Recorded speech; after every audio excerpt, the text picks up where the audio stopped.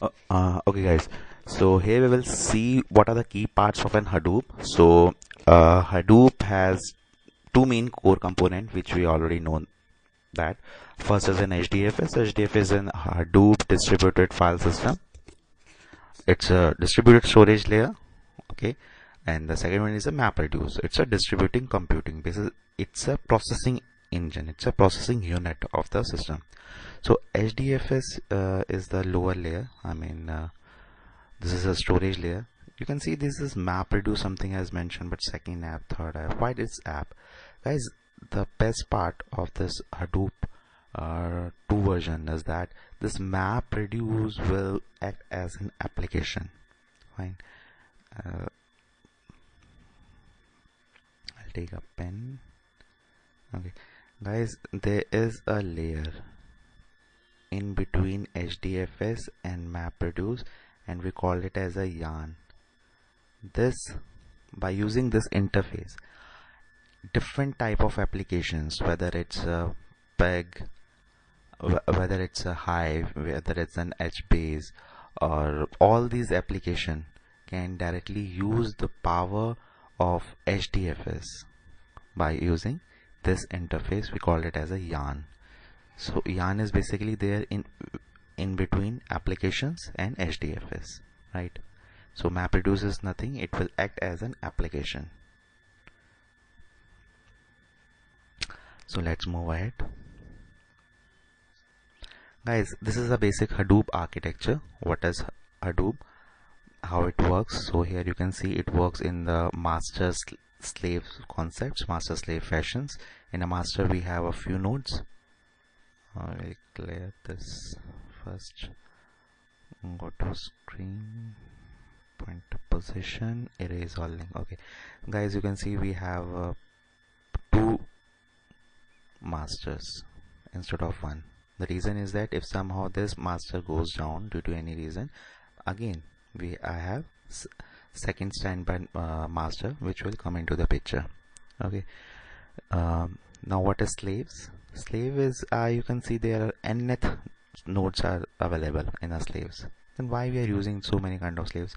Guys, master basically gets an instruction from a user that you have to perform this kind of work, and it will further reassign those work to slave nodes. Clear it. Okay, so it will reassign that work to the slave nodes. Now what is slave nodes actually do? It basically keeps the data. And master, it has the data about data, means it has the meta. Now you will ask me what do you mean by meta, right? So meta means let's suppose you have a text file, and text file contains some information. Okay, so that text file will be ultimately stored in the slave. Okay, but there are certain more informations which are associated with the text file. You have to keep those information, and that information will be act as a meta. For example, timestamp of the file, when the file was created. Let's suppose you have some protocol for that file, where that file will be resides, where it will be stored. So to fetch that file from the node, so you should know the location of that file, right? All this information will act as a meta. So those meta information means data about data will be stored on master, and actual data will be stored in this node. Okay, so and the user and this whole system, master and slave, it's a Hadoop cluster. Fine. And here we have few users. Let's suppose I have taken two users.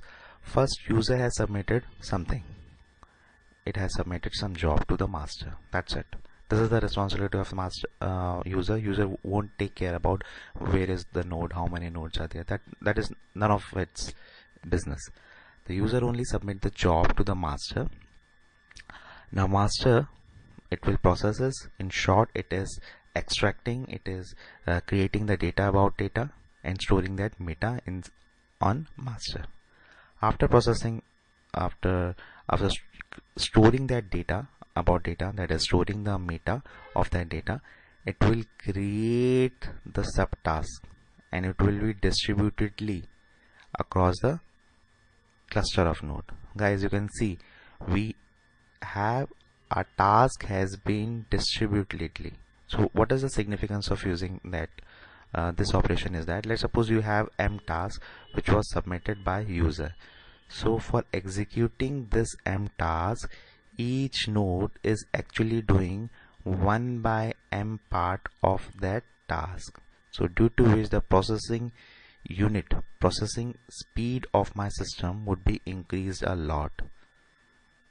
Let's suppose the first node 1 is doing 1 by m. Similarly, next node will do the second part of that mth work. Fine.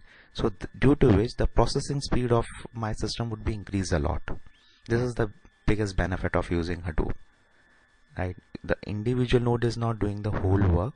Some part is achieved by using first node, and second part is achieved by using second node. So due to which the processing speed would be increased a lot.